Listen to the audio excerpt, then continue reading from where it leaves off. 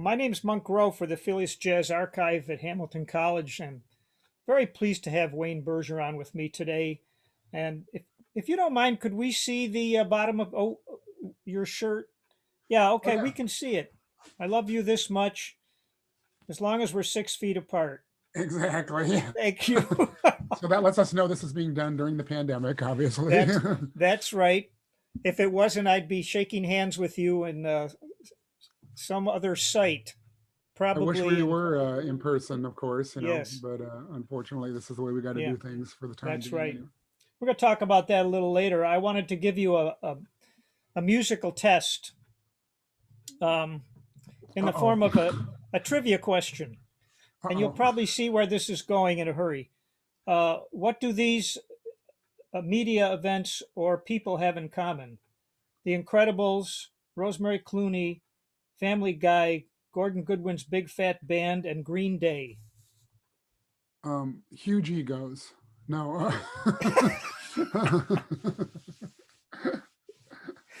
Those might be projects that I've worked on over the years. That's right, and I could do that for the next hour, just read them. So, speaking of huge egos, do you find it necessary to have an ego in your business, or is it better not to have one?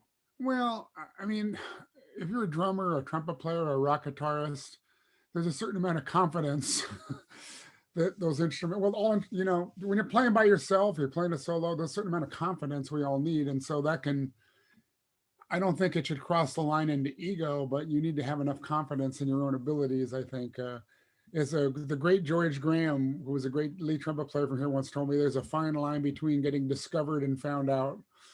And so I think it's the same thing between confidence and ego. Can you explain that, being discovered and found out?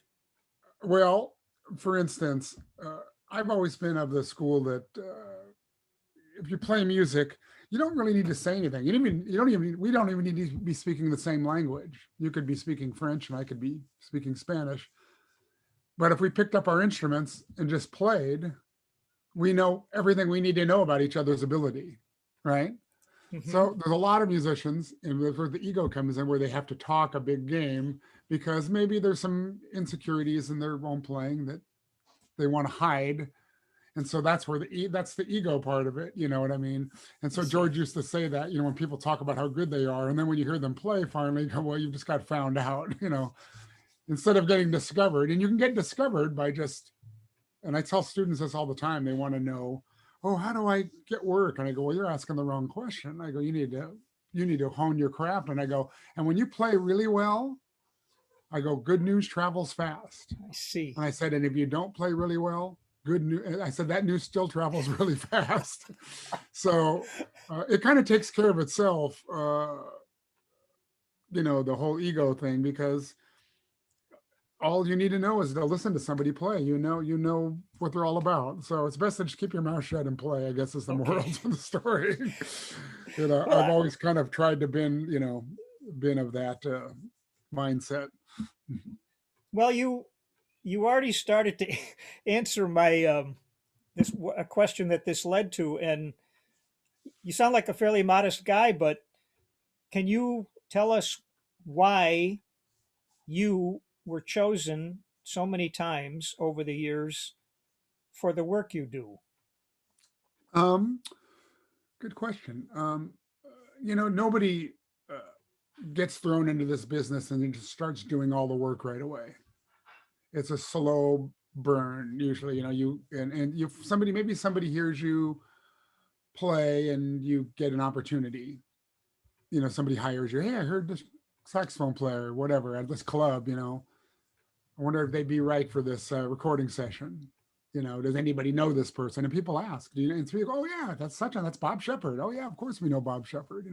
He's great. And then you get that opportunity, and then you have to prove yourself for that opportunity.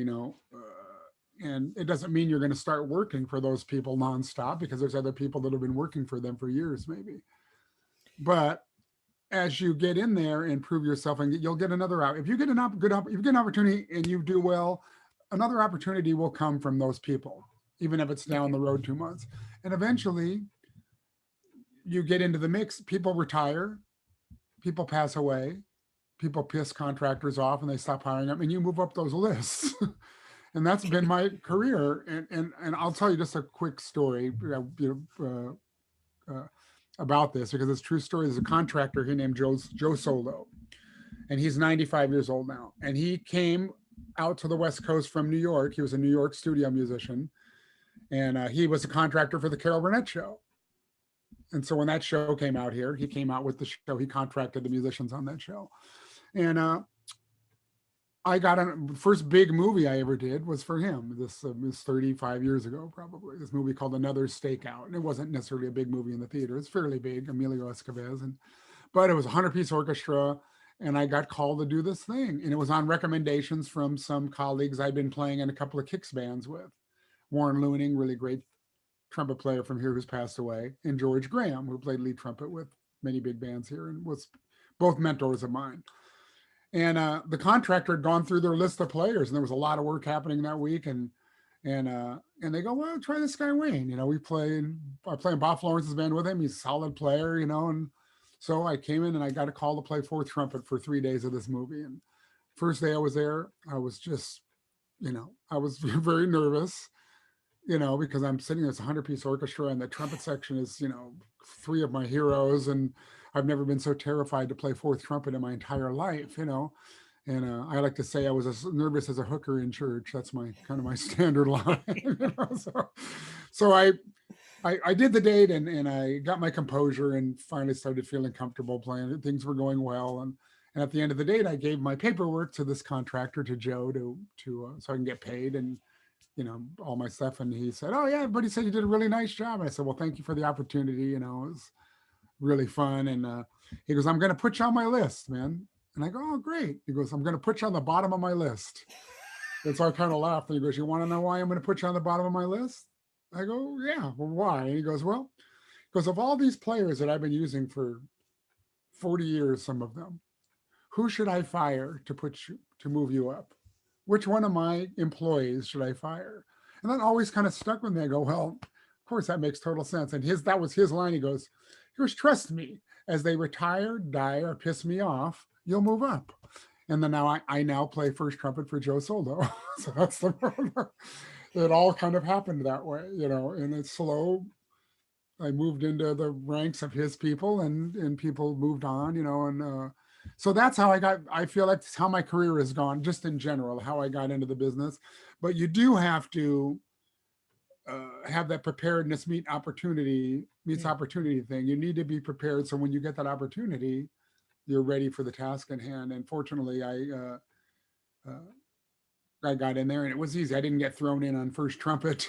Yeah. I got in on fourth trumpet so I could learn and grow and learn how to play in that environment. And every time I would sit next to those players, because I just felt they brought a lot more to the table than I did at that time, especially, I learned a lot, and I've always been kind of a listening learner as not as much of a book smart learner. When I'd hear something I liked, I always tried to imitate it, It's a great story, and your students would profit from knowing how do you piss a contractor off. You show up at the last minute, even though you're on time.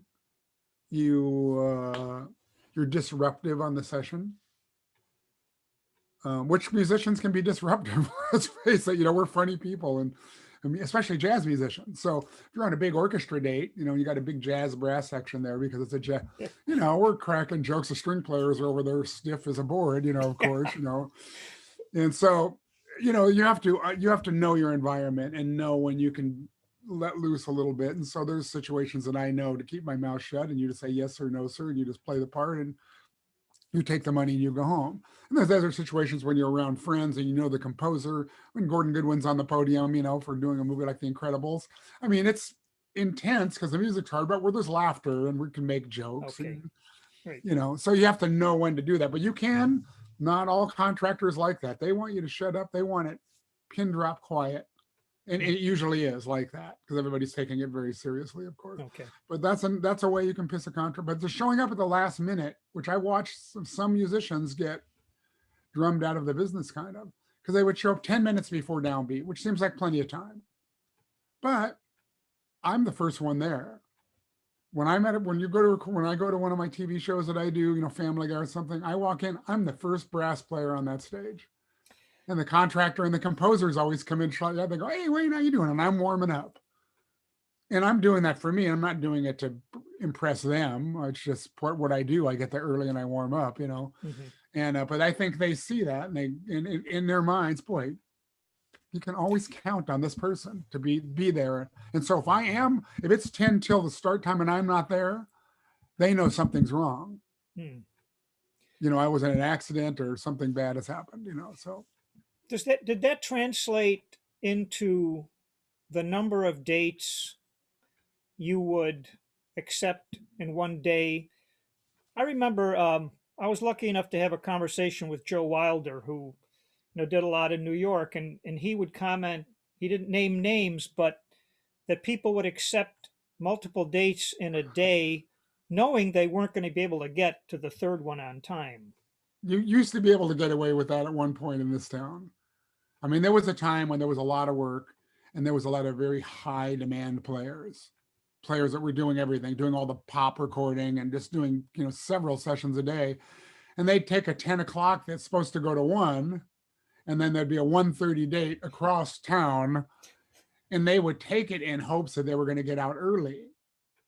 And sometimes they were, and many times they go, "Oh, we're always done early with these guys, because it's a regular TV show. Oh, we're always done early, Chips or whatever shows they might be doing.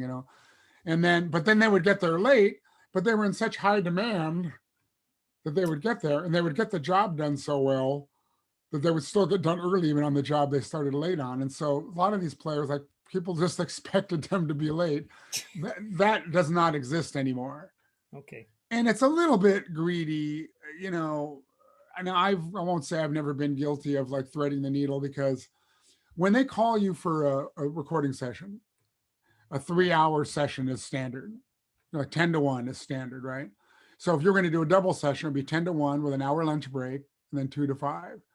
So let's say you were doing just a 10 to 1 that morning and somebody called you for 2 o'clock, right? You go, "Oh, okay, an hour. I got that. If it's from Capitol to here, that's okay. Traffic's not bad this time. I can make it and be there 15 minutes early, no problem, with no traffic or with any problems.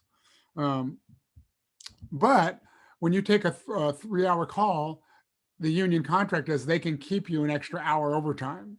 They can't keep you another one after that, but they can legally. You're held to 4 hours. So that's, I've done this a couple of times. I won't say because I always know, and I know I know the people I'm working for, so I've got a little leniency. But I would, and they were going overtime. I'm going, oh God, I'm starting to panic. And I get in my car and I got to speed and I get over there and usually make it just fine. But I remember showing up last minute, which rarely doesn't happen to me. And there's a trombone player named Lloyd Uliot, and this was his standard line. He's passed away. He was one of the old guard from LA here. I don't know if you know who that is, but he was one of the top studio trombone players here for many, many years and played on the Oscars. As a matter of fact, I played a lot at the end of his career with him. Mm-hmm. And he looked back at me and he knew, because he had turned down the date that I took. So he wouldn't have that panic that I had. And he goes, "Young man," he goes, "you have gambled and you have lost." And I try not to do that.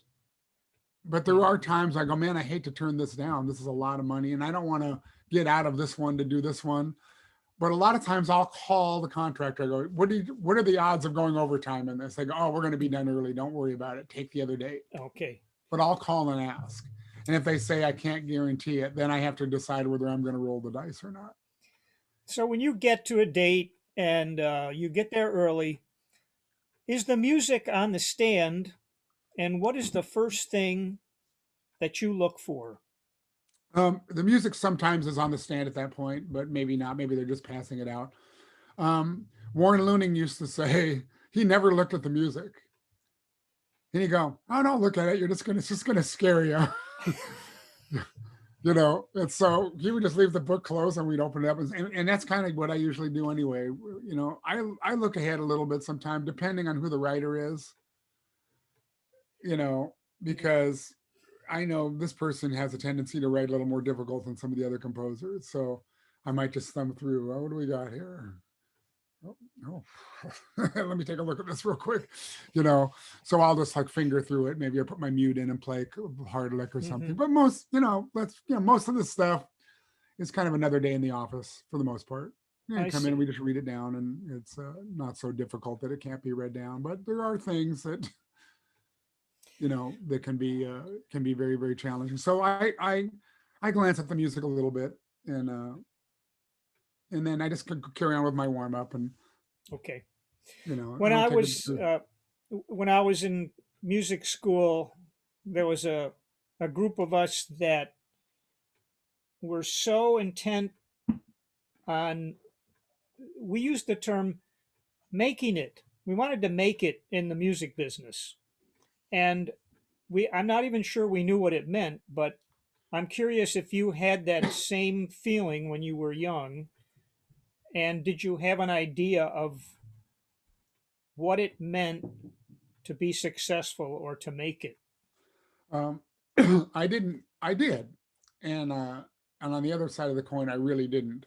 But the first time somebody paid me to play the trumpet, I got into when I got into high school. Uh, I came into the high school jazz band from junior high, and the band director at the high school, the band director at the junior high school was my first trumpet teacher. He's a very good player, and I studied with him through high school. And he told the high school band director, "Hey, I got your lead trumpet player coming. This kid can play, and I had a lot of high chops. I've had range since I was a little kid. I had kind of natural chops, so I could. My range is the same now as it was when I was in the eighth grade. So hopefully I'm a better player, but as far as range, it's the same. So I came up into the high school, and everybody had to move over. I came in as a ninth grader, and the seniors I played first trumpet as a freshman, and I got into this band, this top 40 band with some of the seniors from the high school that played weddings and played local gigs, and they played top 40 music of the day. And we played at the Linwood Bowling Alley. I remember Linwood Bowl, it was called, where I grew up north of Long Beach. And we played a 5-hour gig in the lounge, and it was $20.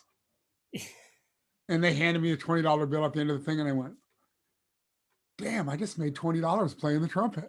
Ninth grader making $20 in 1970, two, I was like, $20, man. I was like, and I go, man, doing what I love the most. So then I got it. We played a few gigs here and there. And then I got into this other band when I was 15. I remember because I was a sophomore. I was playing in another community big band, and we're talking about how we get work. And the bass trombone player in this band happened to play in another top 40 band from East LA called City. And the trumpet player had left the band, or they fired the trumpet player or something. And I've been playing in this big band with him. He goes, hey, man, you want to, because I play in this band, man. We work almost every weekend. Would you be interested in? I was like, well, yeah, of course. And my mom drove me to my first gig because I couldn't drive. I was 15, and they were all 20s, some of them, and they were older than me. You know, maybe one of the singer was 30, I think, at the time. So, and this band made like 50 to 75 bucks. We play weddings on the weekends. And so now all of a sudden I'm doing a couple of gigs. I'm making 150 bucks on the weekend in the 70s. And I was like, man, I've made it, man. I never flipped burgers, or I never did any of that. Now I did do some other day jobs. I worked as a machinist because my father was a machinist. I So see. the day jobs I took were those things.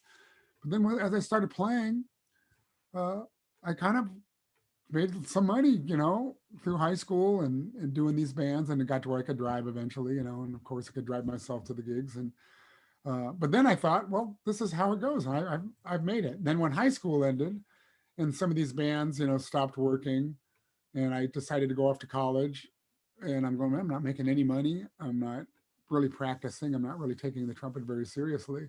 So I took a day job at McDonnell Douglas Aircraft, which is Boeing now, but Mhm. in Long Beach, because I needed a job, and I dropped out of school, and I took this day job, and I barely played. I played on the weekends every once in a while. One of these bands would have a gig, and I would play, but it was kind of a rude awakening because nobody really groomed me for what you need to do to actually make a living playing music. You're not just going to play in a wedding band and make a living. Yeah. You know what I mean? that's not going to happen. There's a variety of things you have to do, no matter where you live. In Los Angeles is an entertainment town here, so it's one of the few places you can make a living as just a musician, if you're fortunate enough to be with the right crowd. So I would do several different things. It took me a long time to, like I said, how I got in the business, but it took many years, uh, you know, for me to get into that. I ended up quitting the day job. I did get a chance to go on the road with this guy, Buddy Miles. Oh, And I Buddy started, Miles, yeah. so I worked at the day job for 1 year. Then I got a call to go on the road with it. So I took that. So now I want to So, go on the road. I was so living with my parents at the time, you got to so play da, da, da, da, da, da, the, da, da, da. the one hit wonder. Yeah, Yeah. exactly.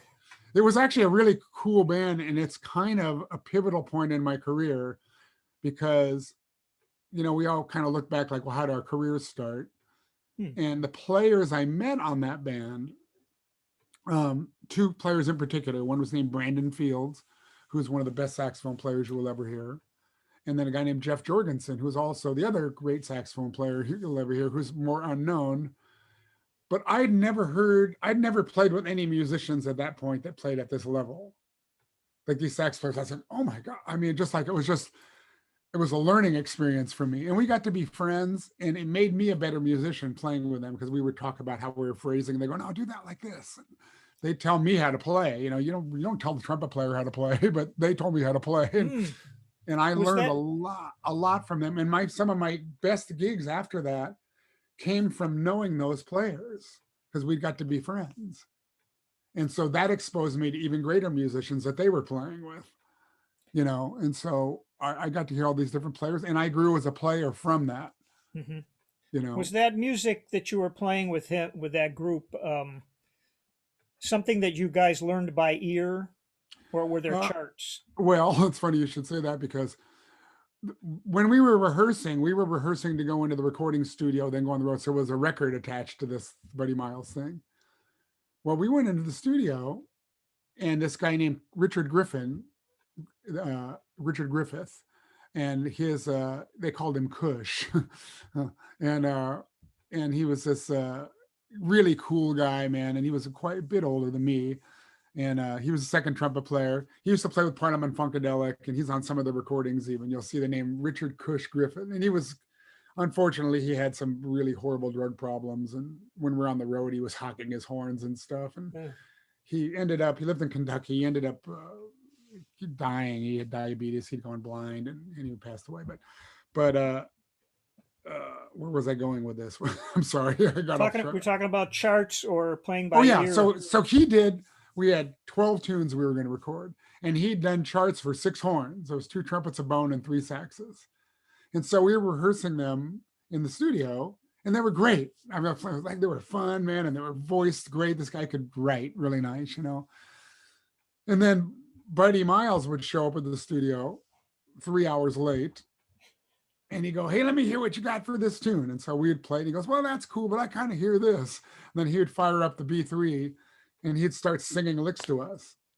And those licks were the show. We ended up not playing one note of the music this guy wrote, and we just and what the stuff Buddy sang was nowhere near as good.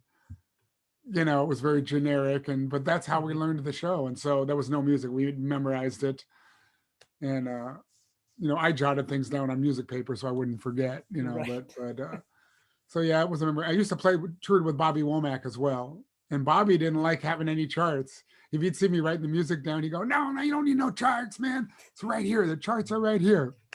And you know what? There's something to that. He goes, "Man," he goes, "how are you going to play music if you're looking at the music?"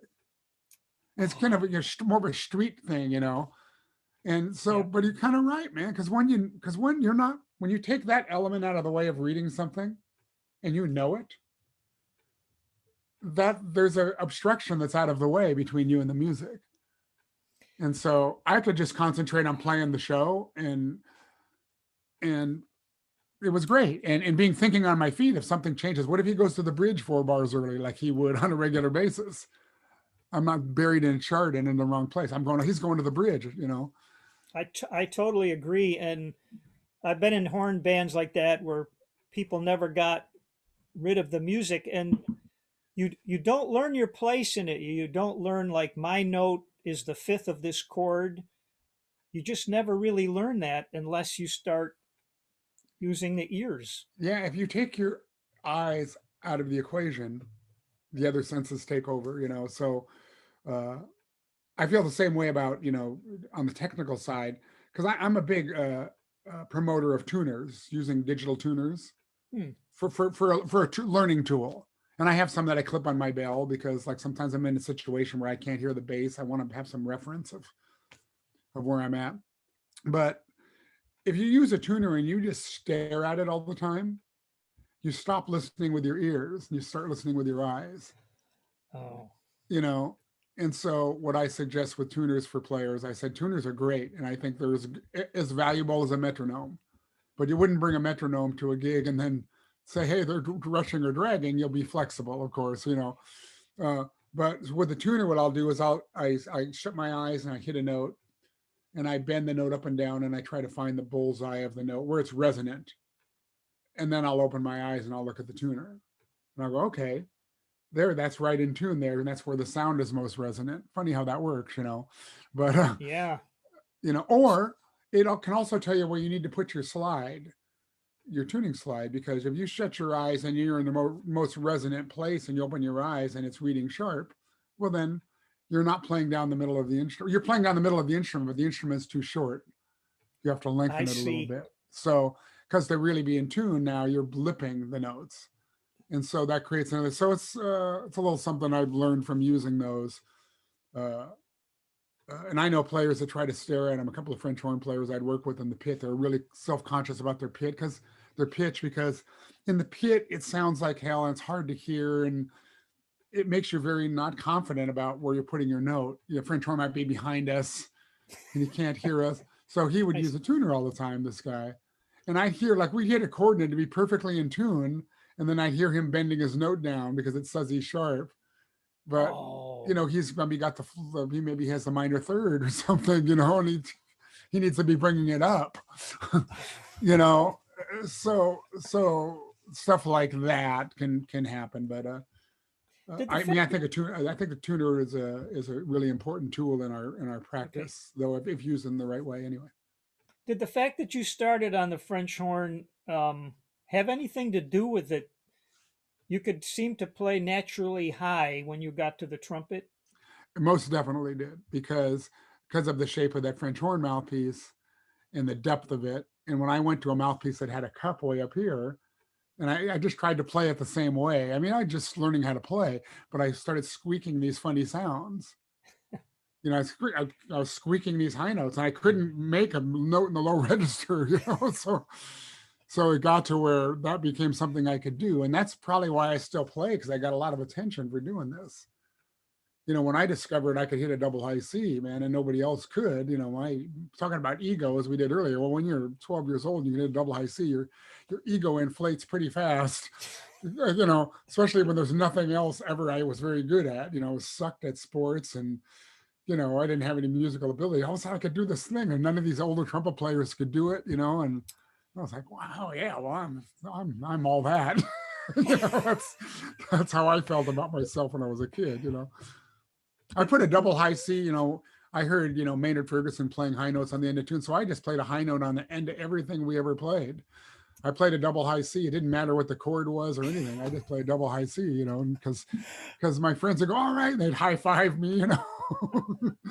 Oh, that's very cute. I can just picture being I've like a lot of people, I've done my share of adjudication at, high school festivals. I can just picture that. Like, gee, that was a high note, but are you sure you want him playing that? Yeah, that note doesn't really work in that chord, but I've talked to Bobby Shu about this, because I just took a lesson with Bobby a few weeks ago. Because as I've gone through my cancer treatments and stuff, I'm still recovering, in Hmm. many ways, strength wise. And so I took a lesson with Bobby, and we're good friends, and he adjudicated me when I was a kid. And so we joke about that a lot. He goes, Oh, yeah, no he goes, kidding. man, I remember you looked like you were going to explode. He goes, but man, you had some chops. He goes, I heard this kid playing a high G, in the eighth grade. And so we joke about that. Yeah. And Pat Williams is another one, the composer. I worked for him quite a bit the last 15 years of his life. And I talked to him because he was a guest artist with this youth band that I was in. Oh, no, he was a guest composer, and he was also an adjudicator at the Hollywood Bowl Battle of the Bands when I was a kid. So I reminded him of that. I go, you actually judged me, and you said something really nice about me in the Mm, thing, and so it kind of came full circle. It was kind of neat to be working for him, actually. yeah, Much later in life. Unfortunately, we lost him a couple of years yeah. ago. I loved his writing. I Uh, just did a. I'll share a little something with you when we after we hang up. I did a tribute recording to him that I just mixed and mastered. I did the Bob Newhart theme, and I had Tom Kubis do a really nice arrangement of it, and I've got strings on it and everything. And I'll send it to you. It's gonna get released on January 1st. As a matter of fact, just as a oh, little single. nice, And I did it for excellent. Pat's wife, so I'm gonna send it to her. Okay, I got Yeah. to play that theme when he came to Utica, New York, and Oh, I Bob was in the Newhart group, did. so we got to play that theme. Yeah, Yeah, I did an HBO special for Bob Newhart, 30 years ago yeah. probably, and Okay. I always love that. That's a theme that's always stuck with me. In that, Buddy Childers, played that beautiful soaring trumpet, from the time I was a kid, I always liked that. That melody has been in my head, and so when I Mm, started working for Pat, I was like so excited to be playing yes. for him, and so I decided to record that and just get it off my chest after all these years. Speaking of being a kid, I recall I was a reader of liner notes on LPs, right? Me too, yeah. So you see, okay, here's Frank West with Basie, and then you see Frank West over here, and here's Snooky Young here, and then he shows up. And I used to just love watching the musical chairs, and I'm wondering if you were like that, and I did you was latch on to some of those lead trumpet players? most definitely, and more in the pop world, because I would look at all these records and I kept seeing these three names: Jerry Hay, Chuck Finley, and Gary Grant. I mean, in every record that I liked, whether it was an Earth, Wind, and Fire record or whatever, I would just keep seeing these names. Like, man, who are these? Man, they're on everything. And everything they do sounds great too. So when one of them wasn't there, I didn't. As a kid, I look at those things. I go, "Wow, Chuck Finley's not on this one. Why?" And Steve Medeo, who's that? Why is Chuck Finley not there? And I did the same thing with big band records, because I look at the band and it'd be these set bands. And then all of a sudden there'd be somebody different in the personnel. Well, what happened to such and such? Where is this? Did they die? Did they get fired? You know, and I thought things like that as a kid, but I Sure. loved looking at liner notes and reading who was on what, and then you would start seeing the names crossing over, like maybe some of the big band things, and then you'd see Snooky Young's name on a pop record in a horn section. You go, wow, isn't he with Count Basie? How could he be doing these two gigs at once? Right. Yes, that's so interesting. You And know, it used to bother me when you'd be listening to some of these records where they wouldn't list anybody. And like, ah, frustrating. darn, I want to know who that is. Um, Yeah, who are the, fortunately, well, a lot of these things, the people are documenting them now. Like even the Frank Sinatra records, they didn't have the personnel on 'em. We know who it is from history, but they're not listed on there. And my wife and I we watched the movie Soul last night, the new Pixar movie, which is as really did cute. we. And Yes. I worked on that movie, so I did a lot of the underscore, and I played the opening scene where it sounds like a middle school band. I'm playing first trumpet on that, so I'll Oh, I'll come send you on now. I'll send you the clip of that too, so you can you can hear the other side of the coin. So, and they also used the elementary school band. You did hear them a little bit in the movie, which was really great. I thought that they used them, Okay. But are you but telling me that, are you telling me that that opening thing was all professional musicians? yeah, I have videos of me in the studio with my iPhone on my stand playing it. That was all How do, professional how do musicians. you do that? How do you make You yourself sound like a sixth grader? Some of the guys played the horns upside down like Clark Terry, and so it makes the fingering real sloppy. Uh, we pulled our slides in and out, and then tried to just play to where the pitch would be. Saxophone players were doing the same thing, squeaking on purpose. Uh, there's a point where we went too far. They go, that's too bad. We can't recognize the melodies. I go, all right, we've done it. We played it so bad. And so then we did several versions where we had to reel it in, and you play out of time, and we don't talk about it too much. We kind of know what to do. It's just you miss the key signature, especially on an inner part. So there's a good wrong note in there. I see. The drums are crashing and banging out of time. The bass is completely out of tune, of course, and the last chord goes. so so we do a lot. It's actually very funny to do, and I've had to do that several times throughout my career. No Being a high kidding. school pep band or something. Okay. So they did Well, use some kids in that movie though. But my point being was Andy Martin, a great jazz trombone player from here. One of the kids in the band that's really good actually is this gal that plays trombone, and she's a main character in the show. And this trombone soloing comes up from her like 3 or 4 times in the movie. So she's a main, and he didn't get screen credit. They did. even the They did. musicians, even the musicians that did, you had to like stay and watch the credits for like 5 minutes until they showed up, and I Yeah, just don't understand that. I mean, they showed Tia Fuller, you know, who played the saxophone stuff on there, and they showed the New York band that did that one scene. But Oh, we played on the whole score, all the horn stuff and the action adventure cues and a couple of high notes. Well, I played on all that. I played on way more than they did, you know. So you'd think, but that being, I don't really care. But that being said, Andy Martin's name should have been on there, trombone solo Andy Martin, because mhm. everybody was asking about it. I see. And Well, and now I so know at least. yeah, so what we're doing now in our new contract with the AFM in the film agreement is they're going to be putting us in it's part of the new deal. Oh, good. Movies over a certain budget have to include the musicians now. I was wondering how you. I mean, there's certain things that, from what I know, that you get residuals for and things, but others you don't. Would you know if you were supposed to be getting residuals and you didn't? Oh, you mean if somebody was being dishonest?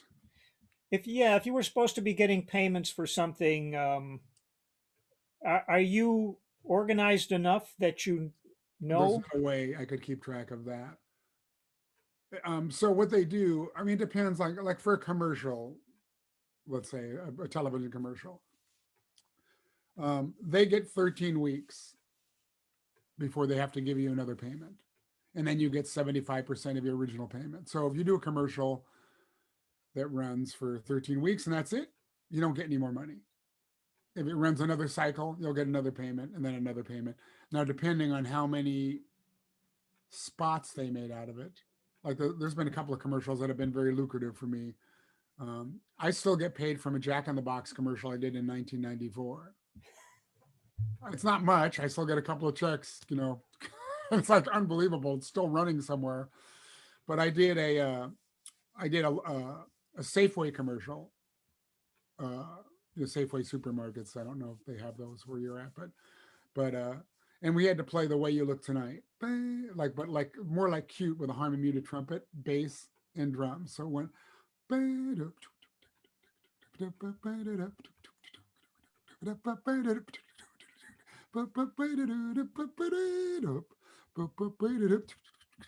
was like cute, and that was for the jingle, and I didn't think too much about it, and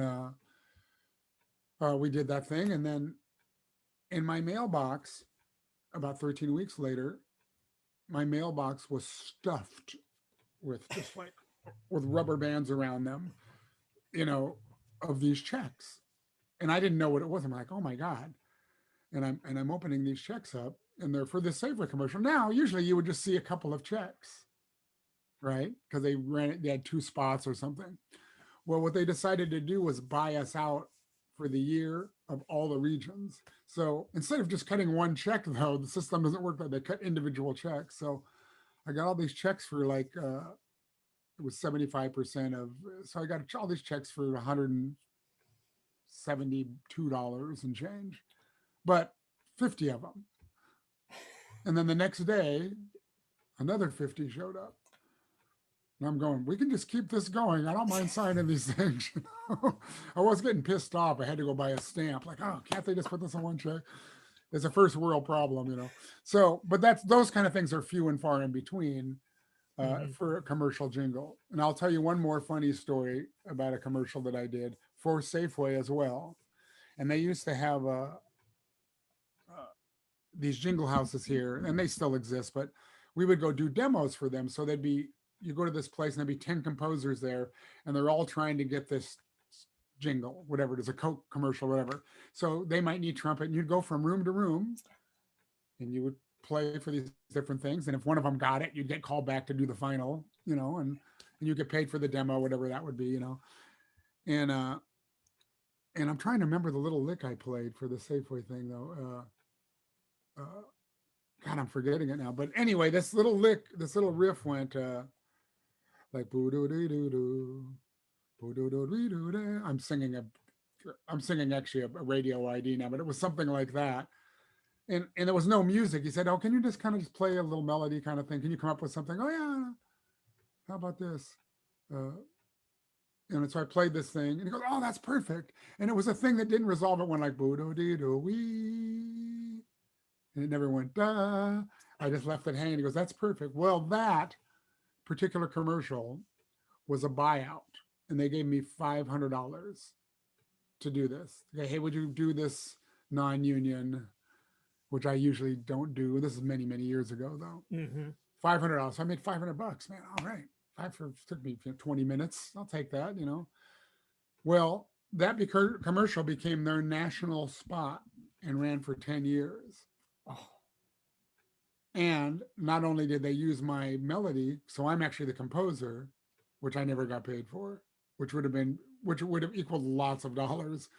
Um, they had different instrumentalists coming in and playing it over the years. Probably just a buyout with them too, like a saxophone player playing my lick, an opera singer singing my lick. And so every time I would hear it, I just went, you know, what did jeez. we learn? I could have probably retired off the money I would have made on this if I was the composer, if I was credited as the composer. Yeah. It's funny that I can't think of how it went anymore. I think it's a mental block. You don't want to torture yourself anymore. So the word I always tell you, again, somebody wants to just pay you for a buyout. I mean, I wouldn't do that now anyway, just because I don't need to do that anymore. But at the time, and $500 was a lot of money, and Yeah. and yeah, I'll do that, but now when it comes to a commercial jingle, you're going to buy me out, it's going to cost you a lot more than that, especially if I'm going to make up the part, Wow. if I'm going to Yeah. risk getting in trouble with the union, Right. so I don't really do that. It's got to be on a union contract and be right. And Um, so I can. was it? Is it possible to not be all in with studio work? Like, let's say you got to a point, you wanted to cut back a little bit, so I'm not going to accept any Saturday dates or whatever. Is it possible to do that, or do you find that if you're trying to step out a little bit, that you're going to end up stepping out completely? If you did it a lot, but I think that most of the people I work for, because I always look at it like there's contractors and there's composers and there's orchestrators. And the orchestrators and the composers are actually more powerful than the contractors because many of them will have their list of musicians that they like, or depending on the kind of music it is, who they want there. So I have composers that I work for that are always going to have me on their list. It's going to say Wayne Bergeron first trumpet or in the section or whatever. I want such and such. I want John Lewis for first trumpet on the classical stuff, and I want Wayne for the commercial stuff. It might be Hmm. that. So that contractor has to call me because I'm on the list. They have to, even if I'm not on it, even if they don't want to, they technically have to call me. So, so if you turn down a session, if you just say, "Oh, I can't make that. I'm already committed," you know, I usually don't say I don't want to do those days. I'll just say, "Oh, I'm not available," and that way you remain on the list. It would take a lot to bump you off of a list. I see. You'd have to be saying no to the same contractor over and over and over, for them to bump you off their list, I would think, or you'd have to really piss them off, like like I mentioned earlier. would someone like Henry Mancini say, "I'm not doing this recording unless I get these four particular players"? Would they hold the thing up until a time where all those people are available? If he wanted that, of course they would. I Mm. mean, most of the time they've got alternates. Like, oh man, Plaz Johnson can't do this one, you know, but we have to do this today. Who's your next choice? Who do you like? You know, and they go, oh, such and such sounds like Plaz, you know, or we'll get Pete Chrisley or whatever, you know. So Yeah. they'll probably do that. But there's been times, even in my thing where they've said, because I couldn't be there and they're writing for me, that they've rescheduled the thing, you know, that's a kind of a good feeling to have, Indeed. you know. It's a powerful, in the music business, and we don't get to do it. It's a very powerful thing to be able to say no. When you're in a position to say no in any business, it makes you more valuable because you don't need that.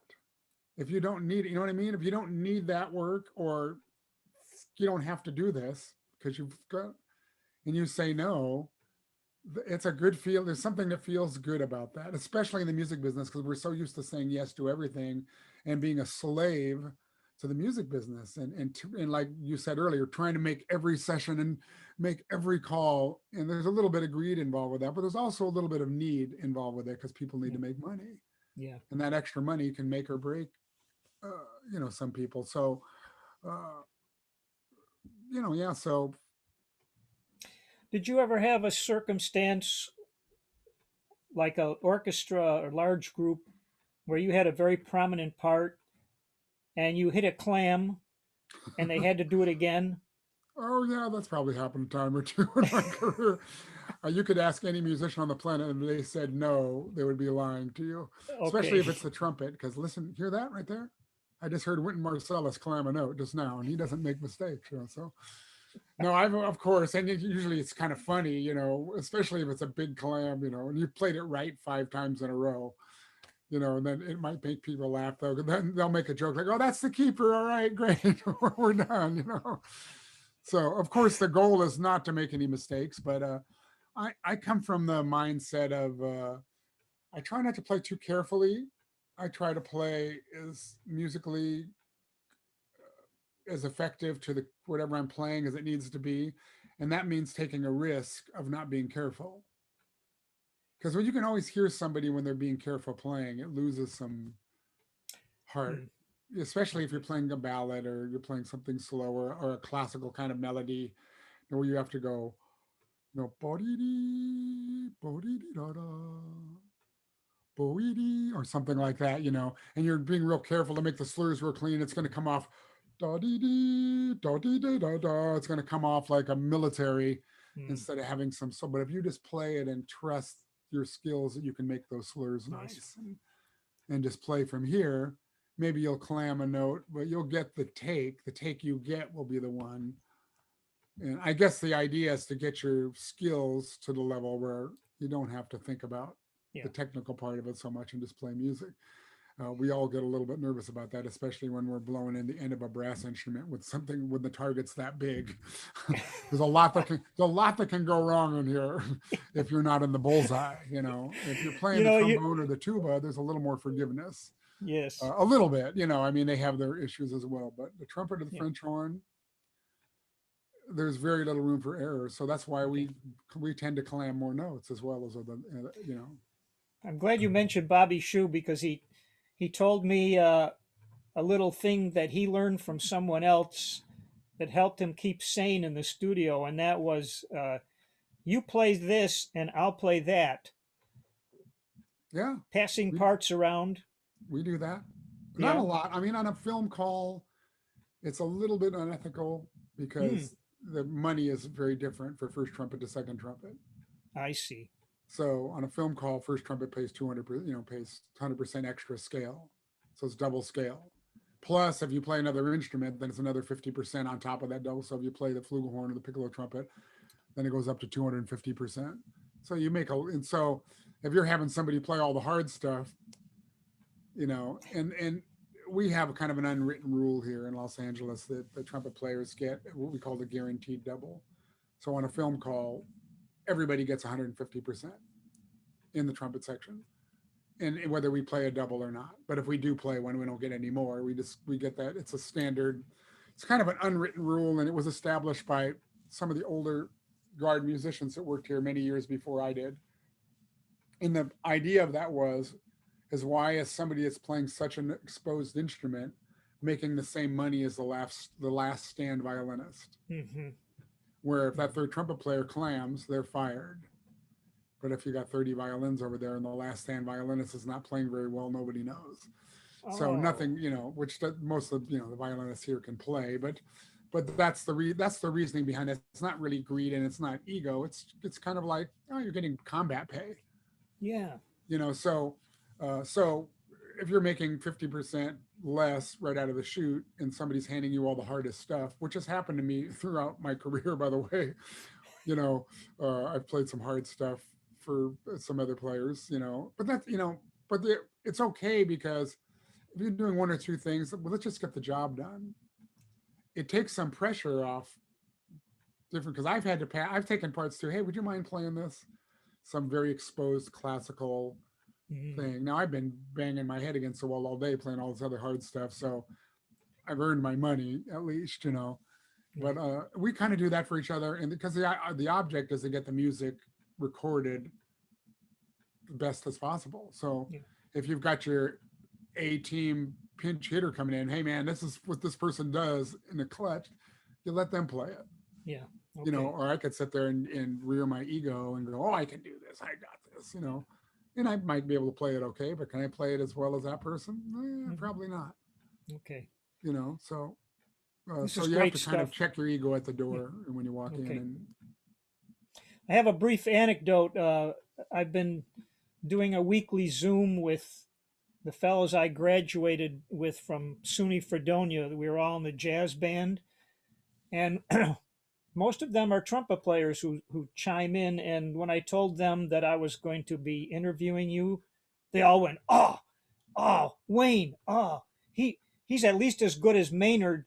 And when he gets up high, his sound gets even wider. So I want to tell you, you have a strong fan base in my demographic. oh man, that's very sweet. I would completely disagree with them as a comparison with Maynard. Uh, Even though there's not a note I play that doesn't have Maynard Ferguson in it, a little bit. Yeah. I really don't like being compared to him because he was such the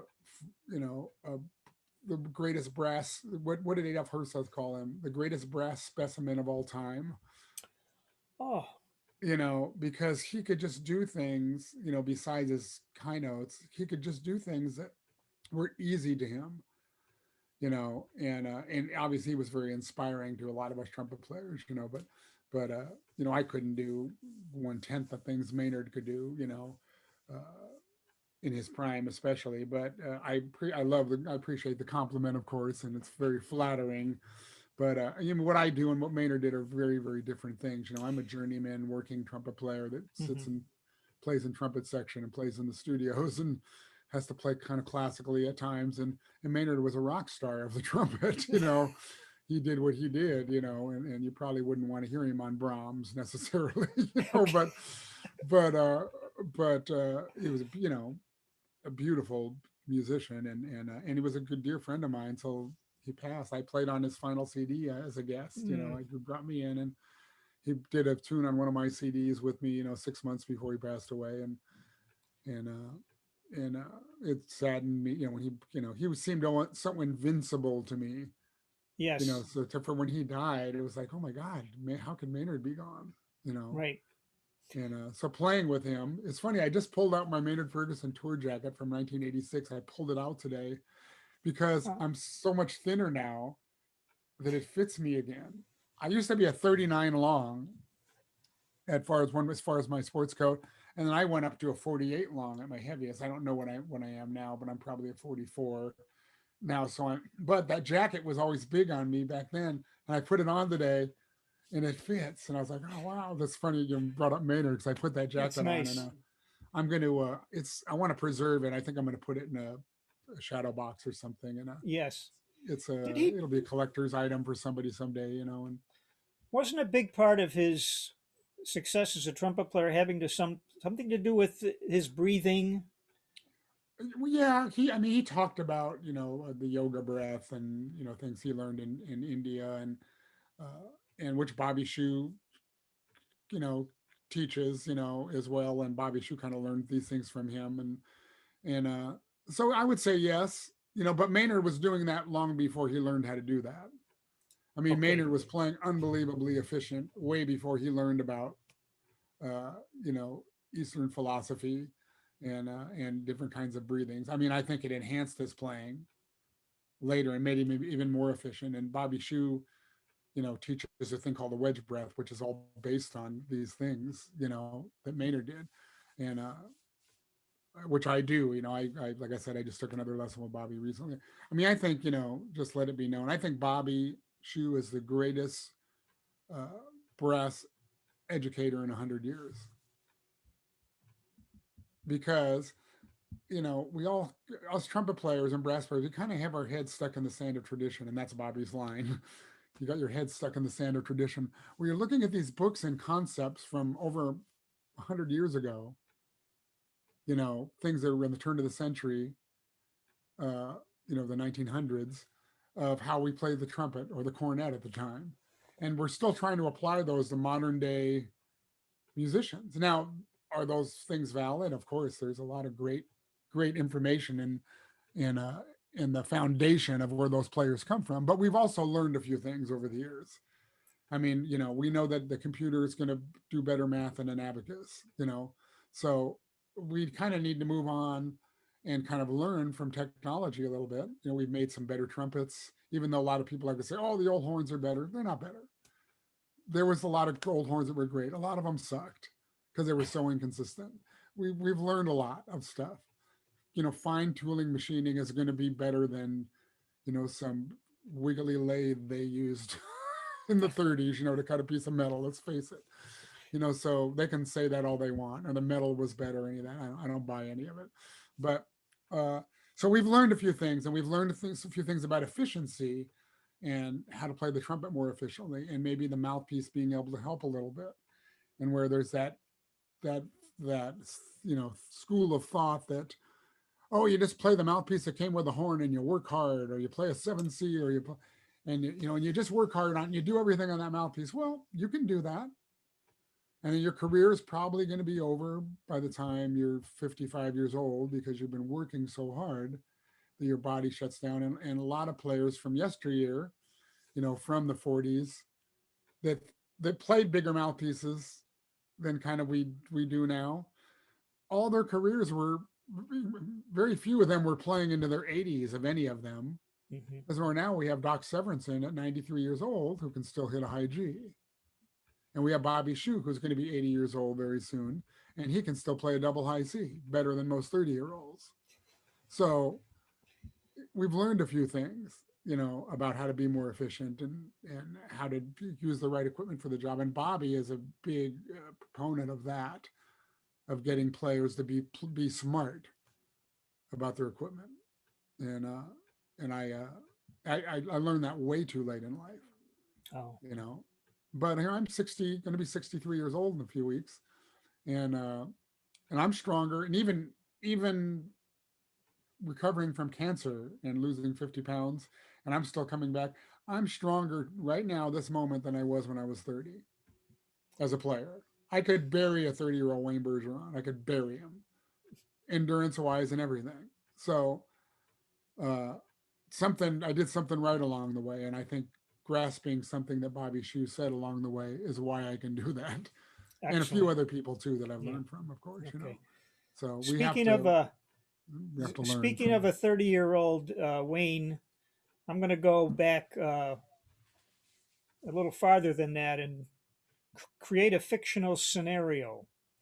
If you were 21 or 2 and you got a call to sub a lead trumpet with the Count Basie Orchestra on a Sunday, and then you got, unbelievably, a second call to sub lead trumpet on the Buddy Rich Orchestra the next day, what would be the difference in those gigs as far as playing lead trumpet?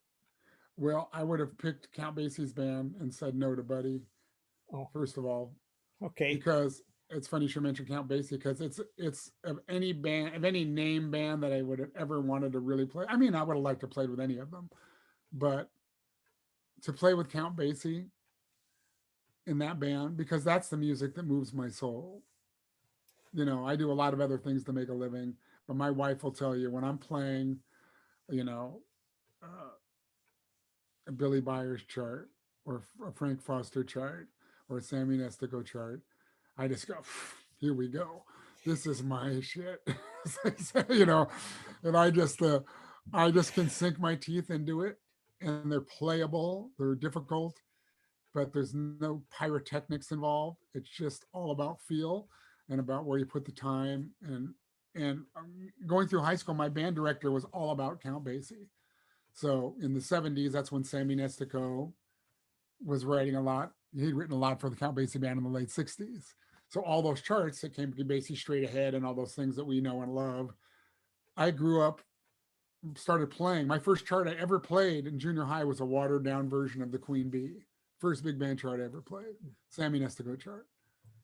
So I've always just kind of loved that music, and it's embedded in me. And so that kind of music is what moves my soul. So, and I loved Buddy Rich too. And Buddy Rich had a swinging band, but there was something about that other thing. And to answer your question, at 21, I would have had to say no. And I think I was even smart enough to realize I wasn't ready musically. Okay. I wasn't ready. At 21 years old, I wasn't ready. I could have been if I would have paid more attention through high school. And it's almost it's almost a problem that I had some natural ability because I let that carry me through as far as it could. Mm. And I wasn't working on my craft, and I wasn't practicing enough, and I wasn't listening enough. I could do the things I had to do, and I could play a Basie chart pretty good because I kind of knew it. But to really, I didn't have at 21, I didn't have the maturity of time uh, or any of that. I don't think to have sat with that band and done the lead chair justice. What? And Buddy's band would have probably just chewed me up and spit me out. Hmm. Okay. Well, is there a difference if you're playing with Tom Kubis band or Gordon Goodwin or formerly the Juggernaut? The drummer. I mean, I've been told that the drummer and the lead trumpet player have to be in sync, and how I don't have a question here, except that if you're just on this date for one gig, how long does it take you to figure out where the drummer's at? Not very long at all. I just answered this question for somebody else the other day. They were asking me about what I try to go to where because to get the drummer to budge is going to be more difficult, you know. So because there's here's the beat and here's the front half of the beat and here's the back half of the beat. This is all correct, right? And so some drummers play, like when they're playing quarter notes, they go ding, ding, ding, ding, ding, ding, ding, ding, ding, ding, ding. So that middle note of the shuffle, ding, ding, ding, ding. Some drummers play it on the later part of the beat, and they go ding, ding, ding, ding, ding, ding, ding, ding, ding, ding. Some play it on the other side. They go ding, ding, ding, ding, ding, ding, ding. Like Art Blakey kind of does that a lot, ding, ding, ding, ding, which I think swings really hard. And that has to move around depending on the tempo, of course. And then some play right down the middle. They go ding, ding, ding, ding, ding, ding, ding, right? You hear how those three things sound very different, even singing them. Mm. Or when you're playing eighth notes, especially if the tempo is slower, you need to be aware of where the drummer's feel is. And if it's going to be later, you can tug on the beat more. You don't want to drag. I don't like the term layback. I think that word should be eliminated from education because laying back means displacing the time. Count Basie's band didn't drag. They laid back. They'd go boo doo doo doo doo doo when it was written boo ba doo ba doo doo, right? They just changed the rhythm. So they'd tug on this thing, and it was a thing that, and that was written. That's how that's written. So that's laying back to me, where they take the time and they put it in another alternative universe for a minute, and then it corrects. Uh, so I think playing good time within the rules of the beat, you can tug on the beat. You can go, ba-do, do, do, do, do, do, ba-do, do, do, do, right? Whatever tune that is, basically blues or whatever tune that is. Okay. I'm tugging at the beat, but I'm still in time. I'm not going, but da, da, da, da, da. I'm not dragging, you know. And so kids, when they say to lay back, they start dragging. And even if you're playing a slow swing chart, it has to have forward motion, even if you're tugging at the beat, if that makes any sense. Yeah. So I think that we do kids an injustice by telling them to lay back. No, just make them play in time. Time, Okay. good time swings really hard. All And right. in to quote Andy Martin, who is one of my best friend, also one of my very favorite trombone players on this planet, when somebody starts dragging, his line is dragging isn't swinging. Okay. So I've always so Yeah. anyway, that's what I look for. I just kind of find where the drummer's at, and if the drummer plays here, I'll just play with them. So we're lined up, especially if I'm going to come into a situation. Frank Capp was really fun to play with because had a hard swinging right hand, old school, which I like. I think because I was just born 30 years too late, probably. But Mm. um, Peter Erskine has that. I love playing with Peter Erskine. Whenever I play with him, and we play in Dave Sloniker's band, and we played on several recordings together, and I just know where he's going to put everything. We're going to go 1, 2, shake up. I know where that note's going to be. You know, on Pat Okay. Williams' record, man, we have a bunch of stuff like that, and we always look over and smile. I always look at him and go, yeah, you know, we have a little connection. You know, That's an awesome feeling. Yeah. that's kind of a neat thing. And now sometimes I'm fighting a drummer a little bit, and Mm. okay, I'll play that here, and All or right. maybe they may hear me doing that, and they may make it. You know, we make adjustments. As a lead trumpet player, I'm not in charge of the drummer's feel. You Right. know, I Okay. got to kind of play with him or her. You know, too. Well, So you've said some wonderful things today. I'm gonna wrap up with these. I have two more questions, and they may be. Um, well, I'll just ask you. The year 2020. Of course, we have this pandemic going on, but you also had a bout with cancer, and I wonder if it made you think about life differently. yeah, most definitely, man.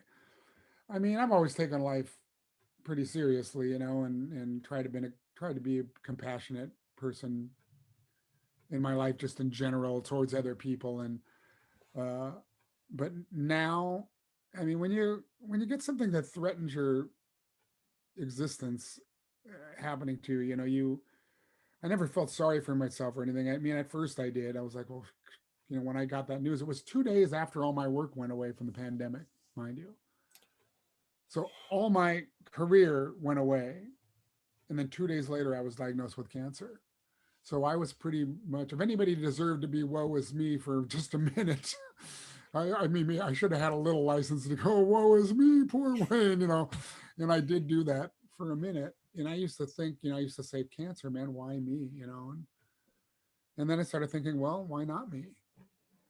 It doesn't really, you don't get to pick, you know. And fortunately for me, I had a cancer that was very curable, as the doctors told me. They said, well, the good news is if you're going to get cancer, this is the cancer to get. I was like, oh, that's reassuring.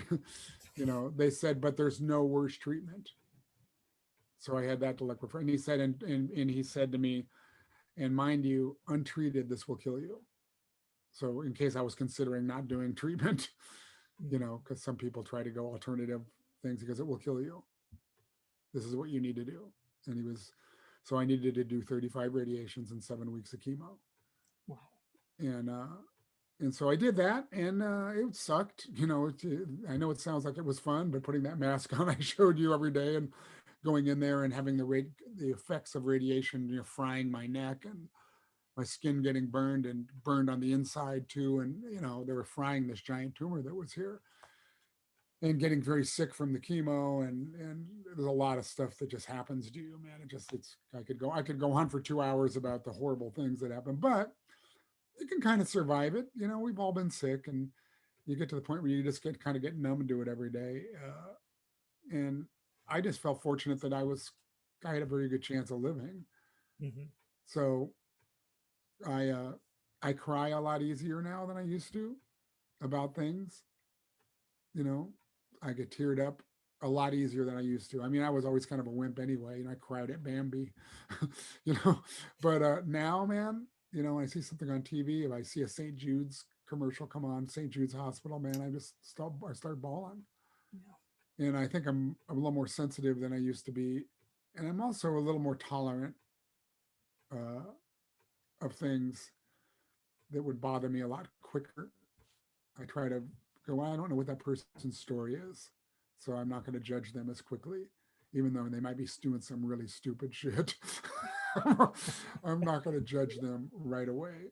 And so it's changed me in that way a little bit. It's made me healthier. I'm definitely thinking about my health. Like I said, I just came from Pilates. Said Hmm. Wayne Bergeron never. But I'm going to it, man, and I'm embracing my new weight, and I'm trying to get strong. So when you lose weight as a trumpet player, that mass helps you. If you're used to playing against it, and you lose a bunch of weight all of a sudden and take a bunch of time off because of treatments, and start coming back. I was weak. I mean, it's like, and so I'm trying to get my body strong. So I'm thinking about my health more now, and I appreciate my wife more because she took such incredible care of me through this. And I couldn't have. I'm really fortunate that I got cancer when I did during that pandemic because there's no work. So I would have been worried about not working. Oh, You talked about residuals earlier. My movie residual check that comes in July every year, which is kind of a big part of my income, they gave it to us 2 months earlier. They gave it to us on May 1st to help everybody out. They did the calculations. And I started taking my musician's pension on May 1st as well, just because I figured I was going to need the money. And then I was on disability. So it kind of helped my financially. I'm okay. And I didn't have the worry of that, so it was a good time to get cancer if there is a good time. I okay. couldn't have picked a better time to get sick. And it's still, there's not a lot of work. We've gone back into the studios a little bit, but I Yeah. don't have a lot of pressure on me right now. Right. And that's a big factor, man, because it would be rough. If I Well, was thinking about every gig that I was missing, and so I feel very extremely fortunate, and I count my lucky stars every yeah. day for a lot of things. Well, I think I'm going to leave that our talk on that upbeat note, and I appreciate you spending your time with me today. And just a closing comment: your first solo CD was you call this a living, Uh-huh. and I think we can say yes. This is Gordon this is Goodwin a gave me living that for you. title because I did an Pardon? interview, and he asked me how long I've been playing for a living. I go, "You call this a living?" And that's where that title came from another interview from many, many years ago. Yeah. And who did the interview? Did you say Gordon Goodwin. It was a year when Gordon? we first started his band. Yeah. He was Okay. doing stuff. And the other positive thing I just want to say is I got to keep my hair. You did The chemo indeed. didn't take my hair. The radiation took it in the back, but it grew back. Not that I care, but I've always had good hair, and I'm 62 with no gray hair. And so there's not a lot of people that get to say that. So I'm kind of always proud of my hair. Matter of fact, it looks like I dye my hair, and I do not dye it. All right, we But have it on record now. yeah, and then people go, "Is that a rug?" I go, "No, this is my hair." I got to keep my hair too, so that's a big plus for. All Even though right, I was ready to shave my head, to be honest with you, because I just figured I'd be losing my hair, and I I'll would, be darned. which would be okay too. I just wear some hats, and I'd embrace Yeah. my baldness. So Well, congratulations on that and for your whole career. And this has been marvelous. yeah, thank you, Monk. This is a great interview, and I'm glad this wasn't. I like doing these things that are not so preconceived, and we could just talk about some stuff, and Yeah, they just flow better, I think. And me too. everybody already knows what kind of mouthpiece I play, and all that. So we don't need to get into any of that, you know. Very So good. anyway, it's been very, very, very nice, man, and thank you for including me in this. It's really appreciated, Okay. and I'm maybe just, hopefully our paths will cross in person at some point. I hope so too. All right, great, Monk.